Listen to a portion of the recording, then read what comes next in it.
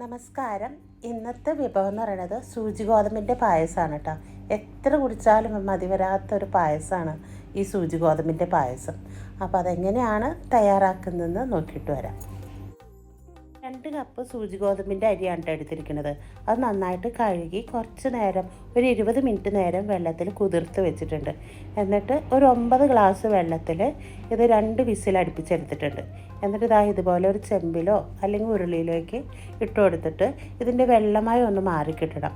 അപ്പോൾ അതുപോലെ ചെയ്തെടുത്തിട്ടുണ്ട്. പിന്നെ വേണ്ടത് 1/4 കപ്പ് ശർക്കര ഒരു ഗ്ലാസ് വെള്ളത്തിൽ ഒന്ന് പാനിയാക്കി അതൊക്കെ അരിച്ച് വെച്ചിട്ടുണ്ട് കേട്ടോ. അതും കൂടി ഇതിലേക്ക് ചേർത്ത് കൊടുക്കുന്നുണ്ട്. ശർക്കര എടുക്കുമ്പോൾ നല്ല കറുത്ത ശർക്കര നോക്കി വാങ്ങിക്കണം കേട്ടോ. അപ്പോഴാണ് നമ്മുടെ പായസത്തിന് നല്ലൊരു കളറൊക്കെ കിട്ടുള്ളൂ. അത് കാണുമ്പോൾ തന്നെ, പായസം കാണുമ്പോൾ തന്നെ ഒരു രസമാണല്ലോ. അപ്പോൾ ഇനിയിപ്പോൾ നമ്മുടെ സൂചി ഗോതമ്പും ശർക്കരപ്പാനിയും കൂടിയൊക്കെ നന്നായിട്ട് മിക്സാക്കിയതിന് ശേഷം നന്നായിട്ട് ഇതിൽ കിടന്ന് തന്നെ വിളയിച്ചെടുക്കണം കേട്ടോ. അതിനിടയ്ക്ക് കുറച്ച് നെയ്യും കൂടി ചേർത്തെടുക്കാം. ഇതെല്ലാം ചെയ്യുമ്പോൾ തീ നല്ല ചുരുക്കിയിട്ട് കൊടുക്കണം. പിന്നെ ഇതുപോലെ വിളയിച്ച് നല്ല വരട്ടി വന്നിട്ടുണ്ട്. ഇതിലേക്ക് ഒരു അല്പം കൂടി നെയ്യ് ഒഴിച്ചെടുക്കുന്നുണ്ട്. പിന്നെ വേണ്ടത് നാളികേരപ്പാലാണ്. 2 വലിയ നല്ല മൂത്ത നാളികേരം നോക്കിയെടുക്കണം. എന്നിട്ട് ഇതിൻ്റെ നല്ല കട്ടി പാൽ ആദ്യം മാറ്റി വെച്ചിട്ടുണ്ട്. ബാക്കിയുള്ള പാൽ ഇതിലേക്ക് പിഴിഞ്ഞൊഴിച്ചിട്ടുണ്ട് കേട്ടോ. എന്നിട്ട് നന്നായിട്ട് മിക്സാക്കി കൊടുക്കാം.